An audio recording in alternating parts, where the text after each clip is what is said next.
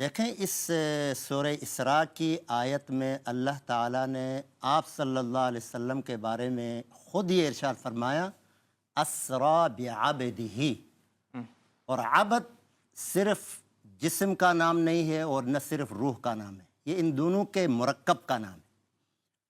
اور یہ عبد جب آپ صلی اللہ علیہ وسلم کو حتیم میں لا کر فرشتوں نے آپ کا سینہ مبارک چاک کیا، آپ کے دل کو دھویا، علم و حکمت بھرا، وہاں سے آپ براق میں بیٹھ کر مسجد اقصیٰ پہنچے، اس وقت بھی آپ عبد تھے۔ مسجد اقصیٰ سے لے کر اوپر پہلے آسمان پہ گئے، حضرت جبریل نے اجازت مانگی تو اندر سے پوچھا گیا کہ کون ہے؟ فرمایا جبریل ہوں۔ پوچھا گیا آپ کے ساتھ کون ہے؟ کہا گیا محمد۔ پھر سوال ہوا کہ کیا ان کو بلایا گیا ہے؟ تو یہ سوال کب ہوتا ہے؟ جب کوئی انسان، کوئی آدمی ساتھ ہو۔ اس کے بعد جب کہا کہ ہاں ان کو بلایا گیا ہے تو پھر آسمان کا دروازہ کھولا گیا اور آپ صلی اللہ علیہ وسلم اندر گئے، اور حضرت آدم علیہ السلام نے آپ کا استقبال کیا، مرحبا بالنبی صالح والاخ صالح والابن صالح وغیرہ۔ یہی سوال دوسرے آسمان پر ہوا، اور وہاں پر حضرت یحییٰ علیہ السلام، حضرت عیسیٰ علیہ السلام سے ملاقات ہوئی۔ یہی ماجرا ہوا تیسرے آسمان پر، وہاں پر حضرت ادریس علیہ السلام سے ملاقات ہوئی۔ یہی سوال جواب ہوا چوتھے آسمان پر، وہاں پر حضرت یوسف علیہ السلام سے ملاقات ہوئی۔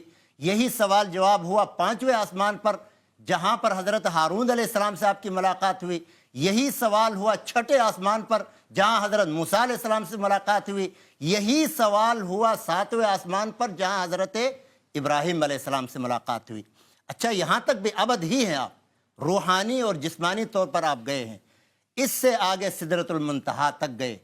اب یہ الگ بحث ہے کہ سدرۃ المنتہا کیا ہے، کیسا ہے، تو وہاں تک بھی آپ عبد تھے۔ اس سے آگے میں سمجھتا ہوں تھوڑا سا جو علامہ صاحب نے بھی اشارہ کیا، ہمارے ایک شاعر کے شعر میں بھی ایک کہ مجھے تھوڑا سا اندازہ ہوا کہ اس سے آگے وہ روح بن کر گئے، ابدیت یہاں تک رہ گئے، آگے کچھ اور بن کر گئے۔ اور علامہ صاحب کا نقطہ تھا کہ آگے اگر اللہ تبارک و تعالی کی جسمانیت کو ہم ثابت کرتے ہیں، یہی مطلب ہوتا ہے نا، تو سوال یہ ہے کہ دیکھیں اللہ تعالیٰ کے لیے کوئی قاعدہ اور کوئی قانون نہیں ہے۔ جو اللہ نے اپنے لیے بیان فرمایا ہے، جیسے ابھی علامہ صاحب نے فرمایا، ڈاکٹر صاحب نے، کہ ہم کہتے ہیں کما یلیق بشانہ، اللہ کی شان کے مطابق۔ اللہ تبارک و تعالی الرحمن علی العرش استوا، عرش پر ہے نا، اب پھر اللہ کی کرسی بھی ہے، تو اس کے اندر نہیں، اللہ عرش پر ہے اور سب جگہ بھی ہے، بتا رہا ہوں آپ کو۔ تو پھر عرش کے اوپر کرسی ہے نا، عرش کے اوپر کرسی ہے، تو کرسی پر آپ ہیں، وسع کرسیہ السماوات والارض۔ نہیں مفتی صاحب، اگر ہم نے اللہ کو صرف عرش پر محدود کر دیا یا کرسی وہاں پر محدود کر دی تو پھر یہ تو آپ محدود ہو بات گیا۔ پوری سنیں گے تو آپ کا سوال حل ہوگا نا، آپ بیچ میں روکیں گے تو نہیں ہوگا۔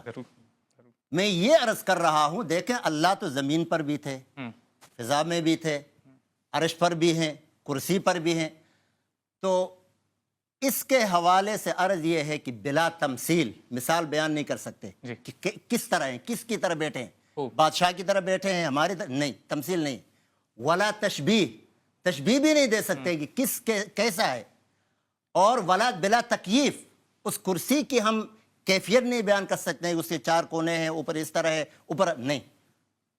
خلاصہ اس کا ہے کہ کما یلیق بشانہ، جو کچھ اللہ نے اپنے لیے بتایا کہ کرسی پر ہیں، عرش پر ہیں، جہاں بھی ہیں، اپنی شان کے مطابق جو اس کو جچتا ہے، جو ان کو جچتا ہے، اس کے مطابق ان کی ساکھ بھی ہے۔